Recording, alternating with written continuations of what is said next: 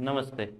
Pythagoras theorem हा जो आपला चॅप्टर सुरू आहे, या चॅप्टर मधील अतिशय महत्त्वाचे 3 प्रश्न आपण निवडलेले आहेत, जे परीक्षेसाठी महत्त्वाचे आहेत. एकतर 3 मार्काला विचारले जाऊ शकतात किंवा 4 मार्काला विचारले जाऊ शकतात. सोपे प्रश्न तुम्हाला सुटणारच आहेत, पण अवघड प्रश्न जे या चॅप्टर मध्ये मांडले जातात की जे तुम्हाला असं वाटतं की हे आपल्याला सुटणार नाहीत किंवा परीक्षेसाठी महत्त्वाचे आहेत, या पद्धतीने देखील आपण या प्रश्नांकडे पाहू शकतो.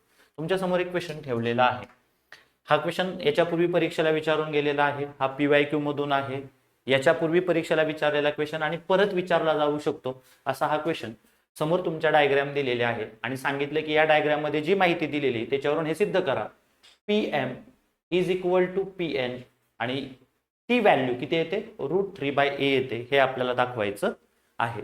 नीट समजून घ्या. ही जी डायग्राम दिलेली आहे या डायग्राम मध्ये आपल्याला PM is equal to PN आणि ह्या दोघांची व्हॅल्यू किती येते, √3a येते, हे आपल्याला दाखवायचं आहे. आता a ही व्हॅल्यू काय आहे, PQA दिलेला आहे. डायग्राम जर नीट बघितली तर QRA दिलेला आहे, PRA दिलेला आहे, इकडे MQA दिलेला आहे, RNA दिलेला आहे. आपण थोडं निरीक्षण करू आणि एक अंदाज बांधू की कसं सोडवता येऊ शकतं आपल्याला. आपल्याला जो PM काढायचा आहे तो या ट्रायंगलचा भाग आहे असं आपल्याला लक्षात येते. कोणत्या ट्रायंगलचा, जर आपण राईट अँगल ट्रायंगलचा विचार केला तर PSM या राईट अँगल ट्रायंगलचा तो भाग आहे. कुठल्या ट्रायंगलचा, PSM या राईट अँगल ट्रायंगलचा तो भाग आहे. मग हा जो PSM जो की राईट अँगल ट्रायंगल आहे, PSM जो की राईट अँगल ट्रायंगल आहे, याच्यामध्ये आपण जर पायथागोरस थेरम वापरलं तर आपल्याला काय करावं लागेल, PM² is equal to PS² plus काय करावं लागेल, MS किंवा SM². आता आपल्या समोर काही प्रश्न आहेत. PM² तर आपल्याला काढायचा आहे म्हणजे प्रश्नात दिलेला असणार नाही. बाकीचे दोघं दिलेले असलेच पाहिजे तर आपल्याला PM² काढता येईल, इल्स आपल्याला तो PM² काढता येणार नाही. मग काय करावं लागेल बघा बरं, PS दिलेला आहे का, PS बद्दल माहिती दिलेली आहे का, नाही दिलेली. मग आपल्याला पहिलं काम हे करावं लागेल, PS किती आहे तो शोधावा लागेल. दुसरं SM², SM² म्हणजे SM हे अख्खांतर आपल्याला काढावं लागेल. त्यापैकी MQA आहे हे आपल्याला माहिती आहे. राहिला प्रश्न कशाचा, QS. कशाचा, QS. मग QS एकदा काढला आपण की आपोआपच आपल्याला MS किंवा SM मिळून जाणार आहे. तो पहिली जी महत्वाची गोष्ट आहे त्याच्यामध्ये आपल्याला जे सोडवायचे ते ट्रायंगल PQR मध्ये सोडवायचे. कुठे सोडवायचे, ट्रायंगल PQR. नीट निरीक्षण करा. जर आपण व्यवस्थित पाहिलं तर आपल्या लक्षात येईल, इन ट्रायंगल PQR काय निष्कर्ष आहे तुमचा ट्रायंगल PQR च्या बाबतीमध्ये, PQ इज इक्वल टू कोण, QR इज इक्वल टू कोण, PR इज इक्वल टू किती आहेत, A. PQ A, QR A, PR A, तिन्हीच्या तिन्ही बाजू सारख्या आहेत. याचा अर्थ आपण असा निष्कर्ष काढू शकतो, ट्रायंगल PQR कोण आहे, is an equilateral triangle. Is an equilateral triangle. हे कळलं. जर हा इक्विलॅटरल ट्रायंगल आहे तर आपसुकपणे कालचं लेक्चर जर व्यवस्थित पाहिलं असेल तर मी याच्यामध्ये सांगितलंय की आपण हा जो परपेंडिक्युलर काढतो तोच मेडियनचं काम करतो. तोच कशाचं काम करतो, मेडियनचं. तर तुम्ही सांगू शकता की PSS is the mid point, S is the mid point of QR.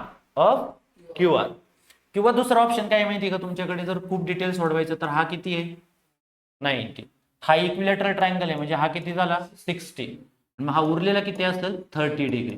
म्हणजे PQS मध्ये आपल्याला 30 डिग्री, 60 डिग्री, 90 डिग्री हे थेरम वापरता येईल.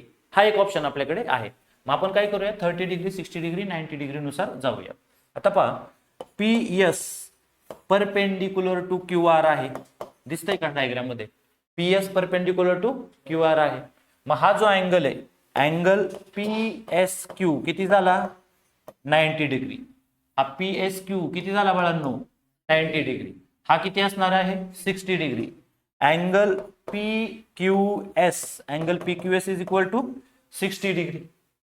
कळतंय का, कारण राईट अँगल ट्रायंगलचा भाग आहे.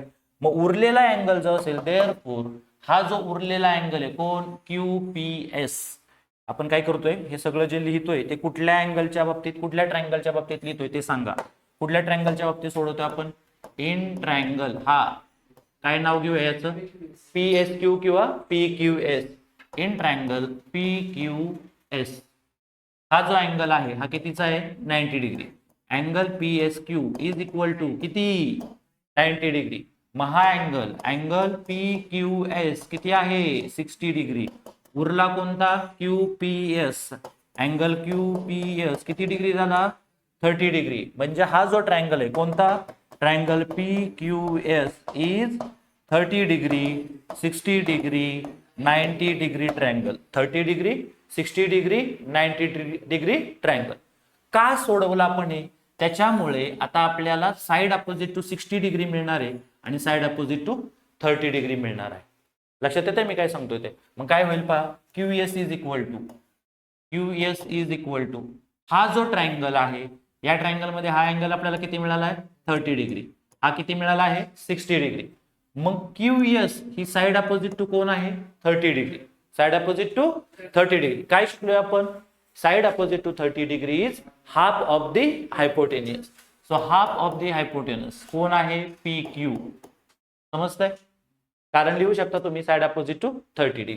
मग therefore QS is equal to 1/2 of PQ. PQ किती आहे A. PQ किती आहे डायग्राम मध्ये A. देअरफॉर आपल्याला QS ची व्हॅल्यू मिळाली जी आहे A/2. किती आहे A/2. समजलं इथपर्यंत. दुसरं या ट्रायंगल मध्ये side opposite to 60 degree. Side opposite to 60 degree किती आहे कोण आहे PS.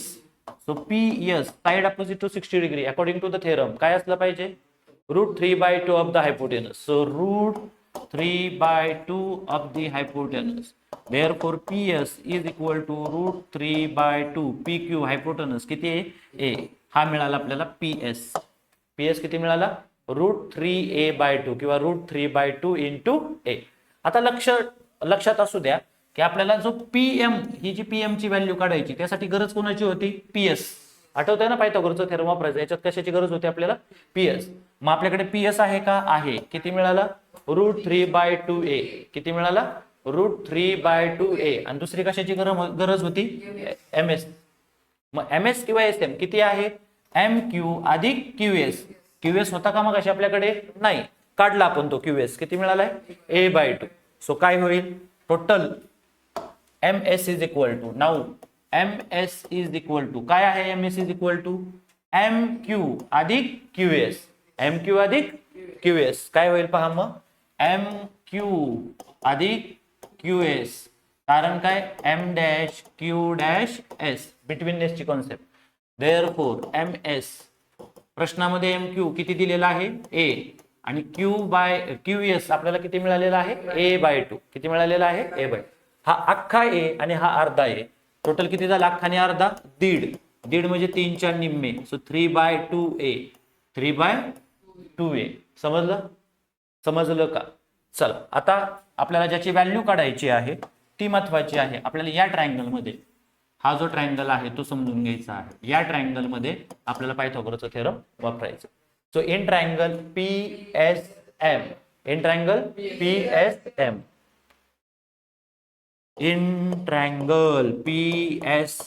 पायथागोरसचं थेरम वापरायचं आहे. मग आपल्याला काय सांगावं लागेल त्याच्यापैकी एक अँगल 90 डिग्री आहे. मग अँगल PSMच 90 डिग्री आहे. अँगल PSM किती आहे 90 डिग्री. चला वापरा पायथागोरसचं थेरम. या डायग्राम मध्ये वापरा पायथागोरसचं थेरम.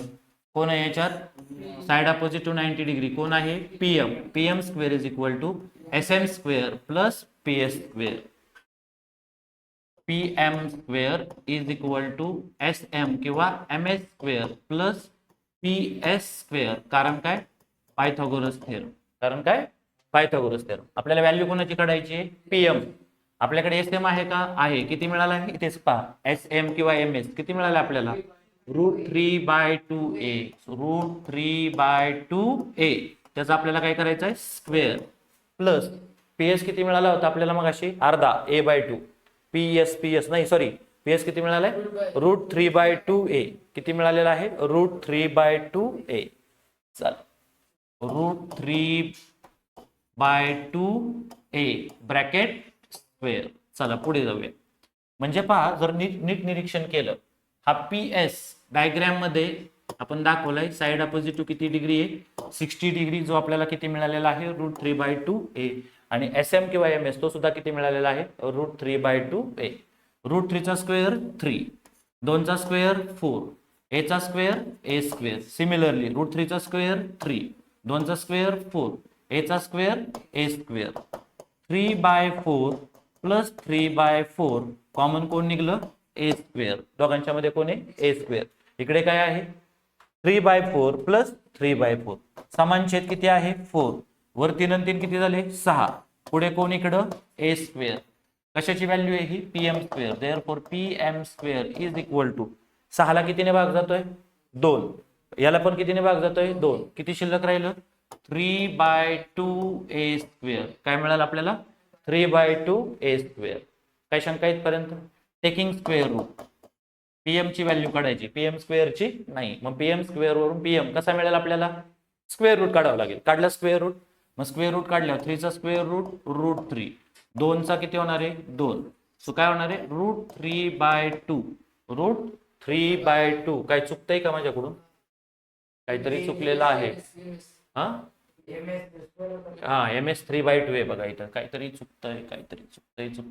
तुम्ही त्याच वेळेस सांगायला पाहिजे होतं. इथं काय येणार आहे SM ची व्हॅल्यू दिलेली आहे 3/2a ब्रॅकेट स्क्वेअर आणि PS किती होता √3/2a ब्रॅकेट स्क्वेअर.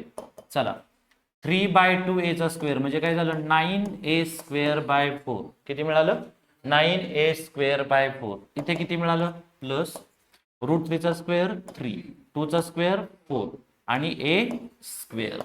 समानछेद 4. समानछेद 4. पुढे वर कोण आलं 9a स्क्वेअर आणि इकडे किती 3a square. 9 3 12 12a square divided by 4. Therefore पुढची स्टेप कोणाची व्हॅल्यू काढतोय आपण ही pm स्क्वेअर. कोणाची व्हॅल्यू काढतोय pm स्क्वेअर. 4 1 4 4 3 12. सो किती आलं इथं 3a square. Taking square root pm is equal to 3 चा स्क्वेअर रूट √3, a स्क्वेअरचा स्क्वेअर रूट a. म्हणजे pm आपल्याला किती मिळालं √3a. काय मिळालंय √3a. Similarly we can prove that. जसं आपण हे सोडवलं तसंच पलीकडच्या ट्रायंगल मध्ये जर आपण हे सोडवलं तर similarly we can prove that. Same जसं आपण ह्या ट्रायंगल मध्ये सोडवलं. कुठल्या हा जो ट्रायंगल आहे PSM किंवा PSMच नाव घेतलं ना आपण PSM. याच्यात जे सोडवलं तेच कसं सोडवायचं PSN मध्ये सोडवायचं.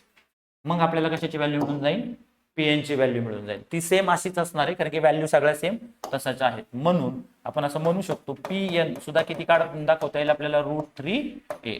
आणि मग जर आपण ह्या दोन्ही गोष्टी सिद्ध केल्यात, हे आपण सिद्ध केले, सिमिलरली pn ची व्हॅल्यू √3a दाखवली, तर आपण खात्रीपूर्वक असं सांगू शकतो pm is equal to pn is equal to √3a. जे आपल्याला प्रूव्ह करायला सांगितलेलं आहे प्रश्नामध्ये. म्हणजे आपल्याला इथे pm is equal to pn is equal to √3a हे सिद्ध करायला सांगितलेलं आहे. प्रश्न नीट समजलेला आहे का. जर समजलेला नसेल, समजा असं गृहीत धरू समजलेलं नाही, व्हिडिओ परत एकदा नीट बघायचा, काय काय सांगितलंय ते नीट बघायचं आणि स्वतःच्या मनाने प्रश्न सोडवायचा प्रयत्न करायचा आहे. हा प्रश्न परीक्षेला विचारला गेला तर 4 मार्काला विचारला जाईल. याच्यापूर्वी विचारून गेलेला असल्यामुळं परत विचारला जाऊ शकतो, याची संभाव्यता वाढते. चला पुढचा प्रश्न. अगेन हा प्रश्न 4 मार्काला विचारला जाईल आणि अगदी सोपा आहे. शांतपणे दिलेली माहिती जी आहे त्याचं इंटरप्रिटेशन करायचं आणि ह्या प्रश्नाचं उत्तर सोडवण्याचा प्रयत्न करायचा आहे. आता पहा, दिलेली जी डायग्राम आहे ती आपण व्यवस्थित पाहिली.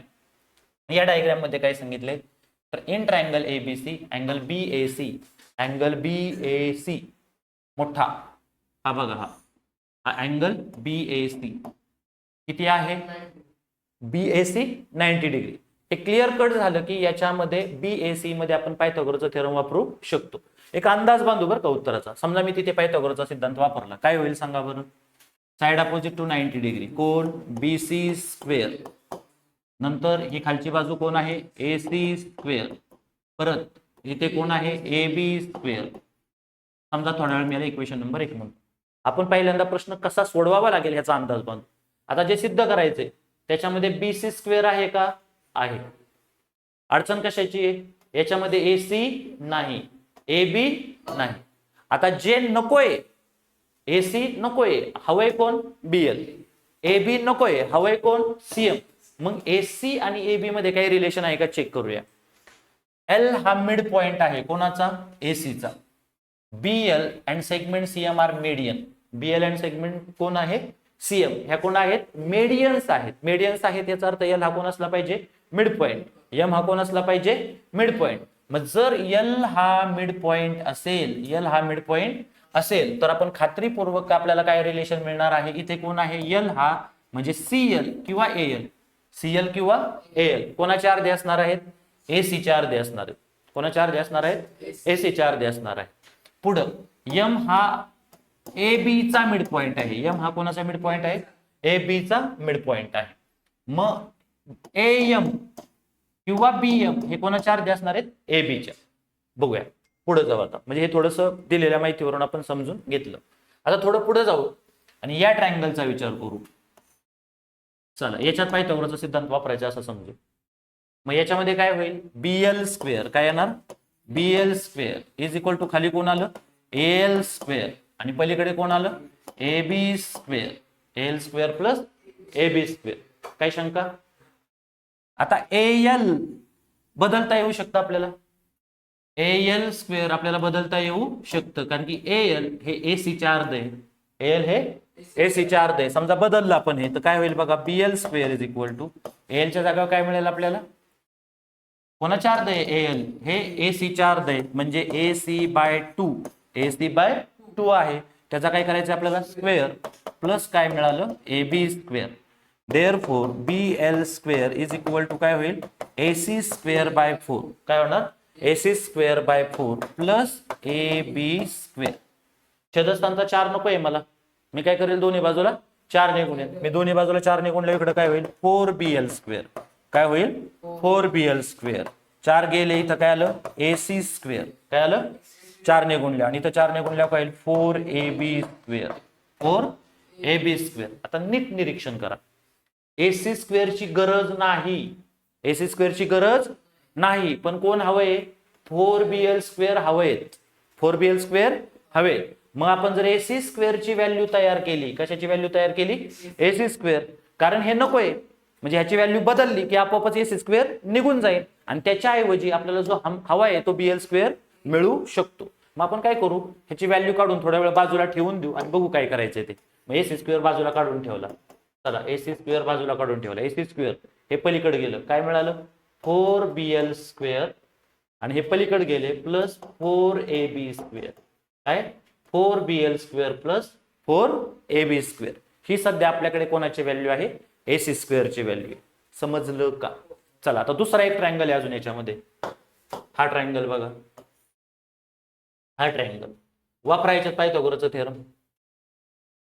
याच्यात पायथागोरसचा थेरम वापरा. काय होईल याच्यात पायथागोरसचा थेरम वापरल्यावर, CM square is equal to AC square plus CM square. AC square plus CM square.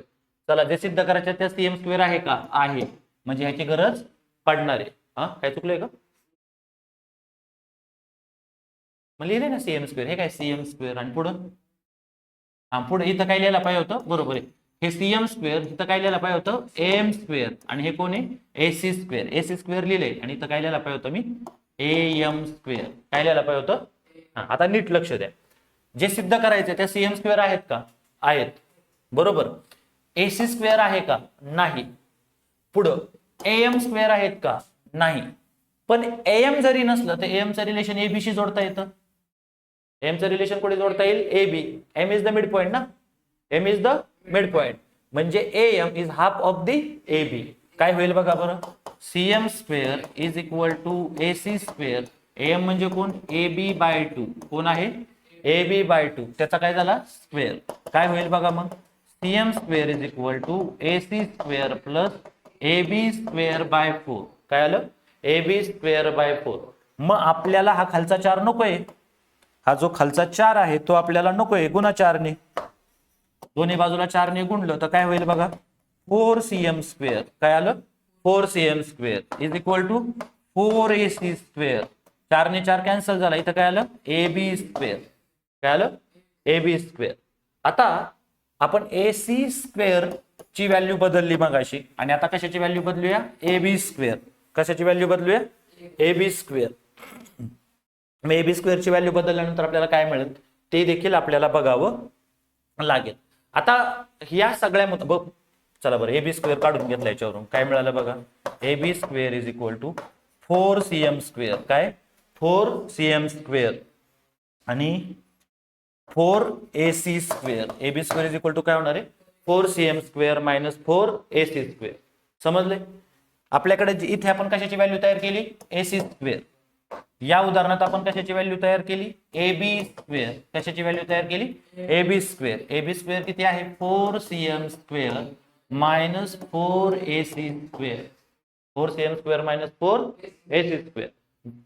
ac square ची व्हॅल्यू उचला इक्वेशन 1 मध्ये टाका. ए बी स्क्वेअर ची व्हॅल्यू उचला इक्वेशन 1 मध्ये टाका. काय होईल बघा बरं मग. चला टाका व्हॅल्यू. इकडे कोण आहे बीसी स्क्वेअर. एसी स्क्वेअर ची व्हॅल्यू काय मिळाली आपल्याला 4bl square plus 4bl square plus 4ab square plus खाली कोण आहे ab स्क्वेअर. ab स्क्वेअर ची व्हॅल्यू काय मिळाली आपल्याला 4cm स्क्वेअर प्लस एका मायनस आहे रे मध्ये. हे मायनस आहे ना, हे पलीकडे गेल्यावर काय झालं होतं मायनस. हे मायनस ab स्क्वेअर असणार. काय असणार आहे मायनस. इथं सुद्धा काय असणार आहे minus 4ac square. Minus 4ac square. नीट लक्ष द्या आता. Therefore bc square is equal to हे प्लस वाले शेजारी घ्या 4bl square plus 4cm square. Minus वाले शेजारी घ्या नाहीतर द्या पलीकडे टाकून. हे मायनस वाले दोघं मायनस येत ना, येऊ द्या पलीकडे. काय होईल सांगा बरं. आधी इथे लिहा आता minus 4ab square minus 4ac square. समजलं. पुढे इथं कोण आहे BC square is equal to 4 common काढल्यावर काय शिल्लक राहिलं bl square plus cm square. जे सिद्ध करायचंय त्यातला हा भाग मिळालाय बघा 4bl square plus cm square. खाली मायनस 4 कॉमन निघाला. काय शिल्लक राहिलं ab square plus ac square. Minus 4 common गेलाय ना त्यामुळे मध्ये काय झालं प्लस. पण ab square plus ac square म्हणजे कोण bc square. ab square plus bc square म्हणजे ac स्क्वेअर म्हणजेच कोण bc square. So ab square plus ac square म्हणजे bc स्क्वेअर. सो हे तुमचं bc square is equal to 4bl square plus cm square. याच्या जागा काय आलं bc square minus 4bc square. हे मायनस वाले 4 इकडे आले. हे मायनस 4bc स्क्वेअर इकडे आल्यावर प्लस झाले. हे bc स्क्वेअर आणि इकडचे 4bc स्क्वेअर टोटल किती झाले 5bc स्क्वेअर. हे बघा इथं किती आहे 5bc स्क्वेअर. या पद्धतीने हा प्रश्न आपल्याला सोडवावा लागणार आहे. समजतंय. याच्यामध्ये आपण काय केले 3 वेळा पायथागोरसचं थेरम वापरलं. काय केलं 3 वेळा पायथागोरसचं थेरम वापरलं आणि आपल्याला जे सोडवायचं होतं त्या बाजूला लक्ष देत आपण सोडवलं. अजून एखाद्या पद्धतीने सुटतंय का बघू. ही एक पद्धत झाली. दुसऱ्या एखाद्या पद्धतीने हा प्रश्न सुटतोय का बघूया. मग त्यातली जी सोपी पद्धत असेल ती तुम्ही वापरू शकता. चला आता काय करू. आत्ता ज्यावेळेस आपण प्रश्न सोडवला त्यावेळेस मोठ्या ट्रायंगल पासून सुरुवात केली होती. ह्या मेथड मध्ये आपण काय केलं होतं मोठ्या ट्रायंगल. आता बारक्या ट्रायंगल पासून सुरुवात करू. हा रेड कलरने दाखवतो. इथून सुरुवात करू. पहिली रेड कलरने दाखवलेलं ट्रायंगल काय होईल सांगा. काय झालं bl स्क्वेअर. पायथागोरसचा सिद्धांत वापरल्यावर bl स्क्वेअर. खाली कोण आहे al स्क्वेअर आणि पलीकडे कोण आहे ab स्क्वेअर. कोण आहे ab स्क्वेअर. आता l मिड पॉइंट आहे. याला काय आहे मिड पॉइंट कोणाचा ac चा. करा बरं व्हॅल्यू चेंज. काय होईल मग bl स्क्वेअर. काय bl square is equal to al कोणाचा अर्धा आहे ac/2 चा अर्धा आहे. त्याचा काय करायचा आहे square plus ab square plus ab square. काय मिळालं आपल्याला bl square is equal to ac square by 4 प्लस ab स्क्वेअर मिळालं. काय शंका इथपर्यंत. चला याला कशा निघूनूया 4 म्हणजे हा 4 निघून जाईल. काय मिळालं 4bl square 4bl square is equal to ac square plus 4ab square. याला म्हणूया इक्वेशन नंबर 1. आता वेगळ्या पद्धतीने सोडवते आपण. आता छोट्यापासून मोठ्याकडे चाललोय. मग अशी काय केलं होतं मोठ्यापासून सुरुवात केली होती. तुम्हाला जी सोपी पद्धत वाटेल ती वापरा.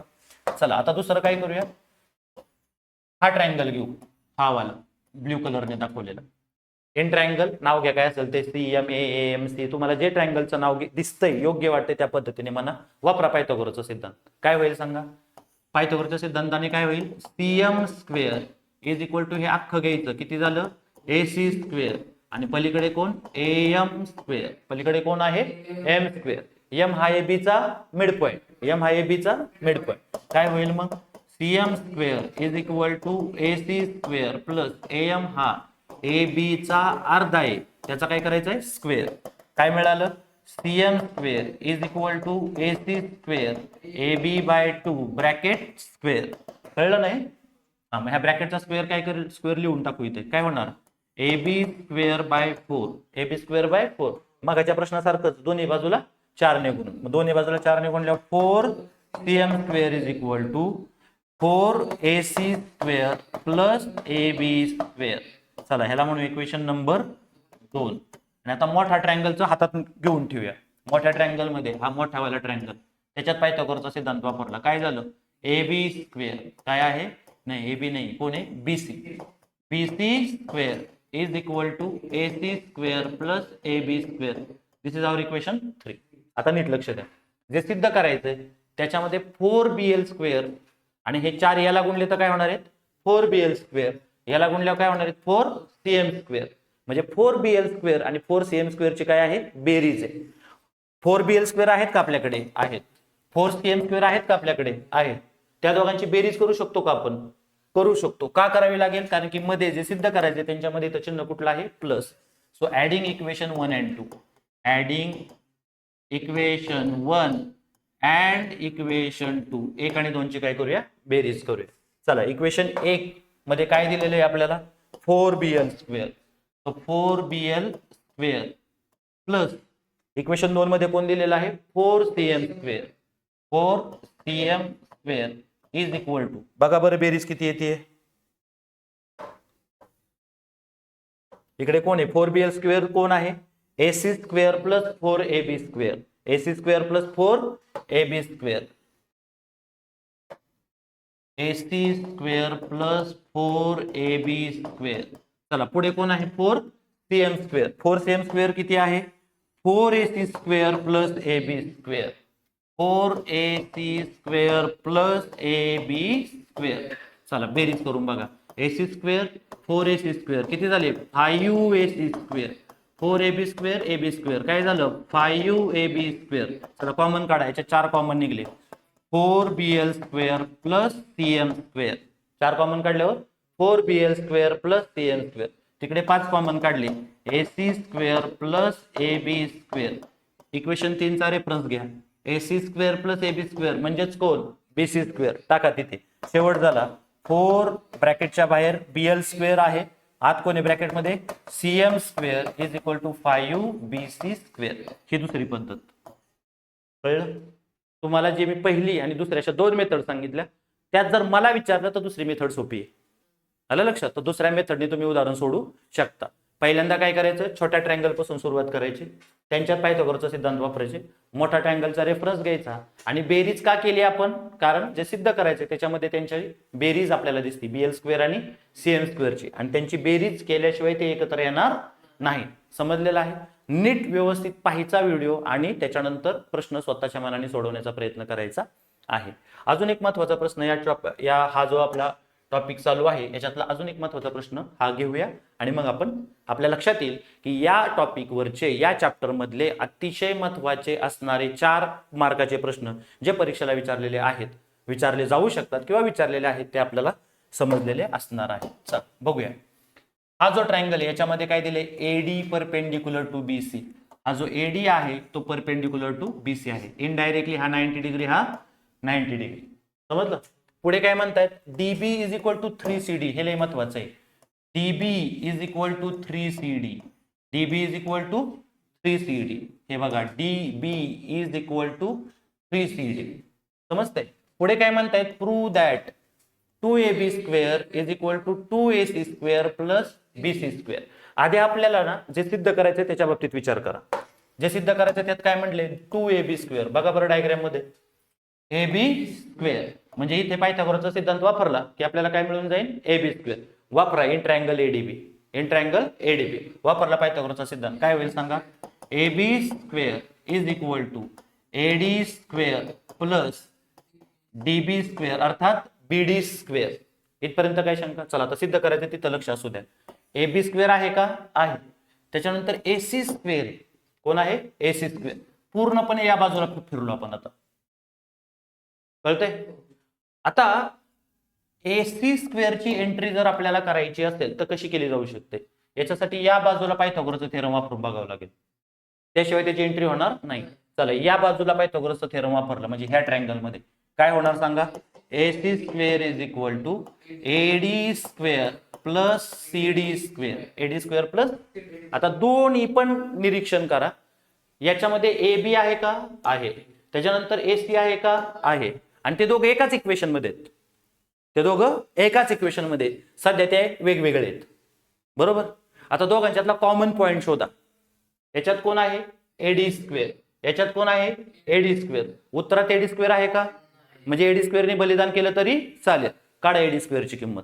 याच्यात एडी स्क्वेअरची किंमत काढा. काय होणार? AD square is equal to AC square minus CD square. इकडे काय होईल बघा बरं. AD square is equal to AB square minus BD square. का म्हणलो होतो मी एडी स्क्वेअरने बलिदान केला? सगळे धरा. ह्याला इक्वेशन नंबर 1 म्हणा, ह्याला इक्वेशन नंबर 2 म्हणा. ठेवा समोरासमोर आहे. ही कोणाची व्हॅल्यू आहे? एडी स्क्वेअरची व्हॅल्यू. इथे कोणाची व्हॅल्यू आहे? AD square. दोघही कोणाच्या व्हॅल्यू आहेत? एडी स्क्वेअरच्याच व्हॅल्यू आहेत. समोरासमोर ठेवले. काय मिळालं? AC square minus CD square AB square minus BD square. AC square minus CD square is equal to AB square minus BD square. ठीक आहे. आता जे सिद्ध करायचं त्यात एबी स्क्वेअर एकाच बाजूला आहे, फक्त एबी स्क्वेअर एका बाजूला आहे. मग एबी स्क्वेअरच फक्त एकट्याला बाजूला ठेवा, बाकीचे एका साईडला घ्या. कळतंय का? जे सिद्ध करायचे त्याच्यामध्ये कोण आहे? AB square. मग 2ab स्क्वेअर आहेत, पण सध्या काय करूया? एबी स्क्वेअर बाजूला काढूया. ह्या बीडी स्क्वेअरला इकडे ओढा. काय होईल? मूळचे AC square minus CD square minus BD square. Minus इकडे आल्यावर काय होणार? Plus BD square. उरलो कोण? AB square. उरलो कोण? AB square. आता सगळ्यात महत्वाचं, हे जे दिलंय ते अजून आपण वापरलेलं नाही. आता नीट निरीक्षण करा. इथे कोण शिल्लक राहिले? AC square minus CD square plus BD square is equal to AB square. AB square आपल्याला हवंच आहे. एबी स्क्वेअर जाणार नाही, गेलंच नाही पाहिजे, चॅलेंजच नाही. एसी स्क्वेअर हवंच आहे आपल्याला, ते जाऊन चालणार नाही. पण हे दोघं गेले तरी चालतायत आणि हे दोघं गेले की त्यांच्या जागा कोण आलं पाहिजे? बीसी आलं पाहिजे. हे minus CD square plus BD square गेलं तरी चालतंय आणि ते जाऊन काय तयार झालं पाहिजे? बीसी तयार झालं पाहिजे. आता नीट निरीक्षण करा. बीसी ह्या दोघांच्या बेरजेतूनच तयार होतोय. बीसी ह्या दोघांच्या बेरजेतूनच तयार होतो आहे. मग आपण असं शिकलोय dB is equal to 3CD असं आपल्याला दिलेलं आहे. डीबी इज इक्वल टू काय दिलेलं आहे आपल्याला? 3CD. इथपर्यंत काय शंका? ठीक आहे. आता नीट बघा. BC is equal to, BC कसा तयार होईल? हा जो बीसी आहे तो कसा तयार होईल? DB plus CD. DB plus CD. DB plus CD. DB plus CD. मग BC is equal to DB म्हणजे किती? 3CD. डीबी म्हणजे किती? 3CD. आणि प्लस इथं परत काय आहे? सीडी. 3CD आणि हे सीडी किती झालं? 4CD. काय झालं? तो बीसी इज इक्वल टू आपल्याला काय मिळालं? 4CD. BC is equal to काय मिळालं? 4CD. म्हणजे आपण काय करू शकतो याच्यामध्ये? आपल्याला सीडीची जर व्हॅल्यू सबस्टिट्यूट करायची झाली, कशाची व्हॅल्यू सबस्टिट्यूट करायची झाली? सीडी, तर काय मिळेल? BC/4. काय मिळेल?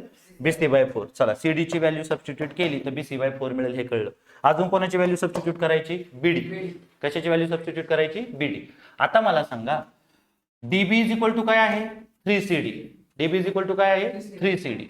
आणि जर सीडी काढला, काय काढला? सीडी, तर तो काय आहे? BC/4. काय आहे? मग डीबीच्या जागेवर टाका BC/4. काय टाका? BC/4. कळतंय का नाही? इथे मी तुम्हाला हे सांगायचा प्रयत्न करतोय की डीबी किती आहे? किती आहे DB? DB is equal to 3CD. DB is equal to 3CD. मग बीसी इज इक्वल टू काय दिले बघा बरं. दोघांच्या मध्ये बीसी मध्ये कोण आहे? डी. म्हणजे बीडी प्लस डीसी. बीडी प्लस डीसी. कळतंय का? हा, आता नीट लक्ष द्या. डीबी म्हणजेच बीडी. डीबी म्हणजेच बीडी. तो किती आहे? 3CD प्लस हा डीसी. याचा अर्थ बीसी किती मिळाला तुम्हाला 4 CDDC, म्हणजेच काय शब्द वापरलाय त्यांनी सीडी, हा झाला 4 CD. काय झाला 4 CD. समजलं का? मग आता पुढे मला व्हॅल्यू कोणाची हवी आहे? सीडीची. इथे बघा इथं सबस्टिट्यूशन करायचंय. सीडी आहे का सिद्ध करायचं त्याच्यात? पुढे यायचं सिद्ध करायचं, सीडी आहे का? नाही. मग सीडी गेला तरी चालतं. मग सीडी म्हणजे किती? नीट निरीक्षण करा. काय व्हॅल्यू मिळाली आपल्याला?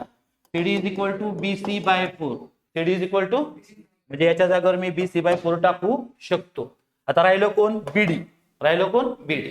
चला, बीडी म्हणजेच कोण? डीबी. मग DB is equal to 3 CD आहे. डीबी इज इक्वल टू काय आहे? So DB is equal to काय होईल? 3 इंटू सीडी. 3 into CD. सीडीची व्हॅल्यू काय मिळाली आपल्याला? BC/4. काय मिळाली? हा, आता नीट लक्ष द्या. आता महत्वाची स्टेप. आता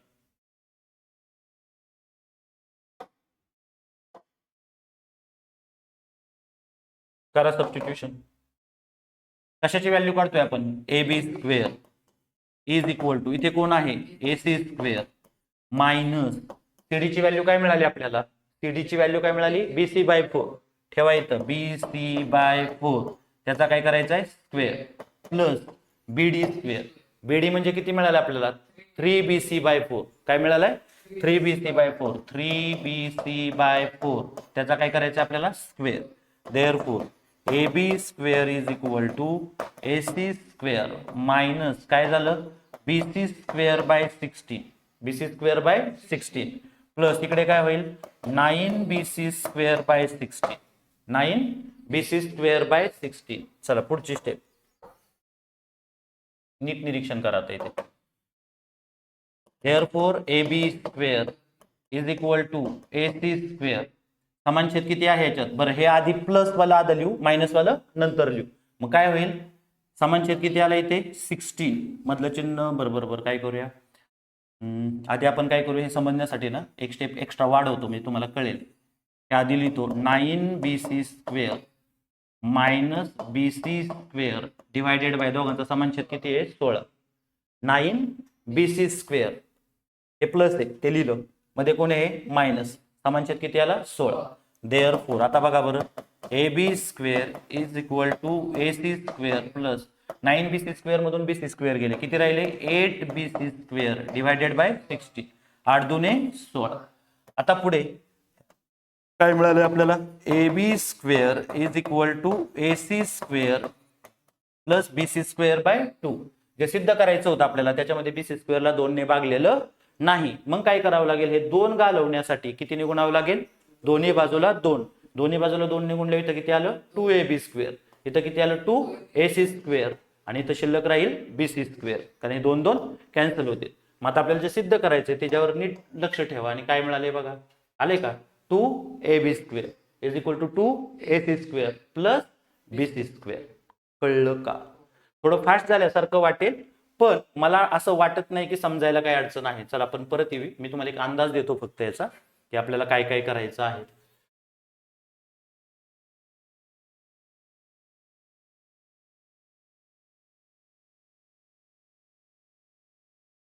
चला लक्ष द्या.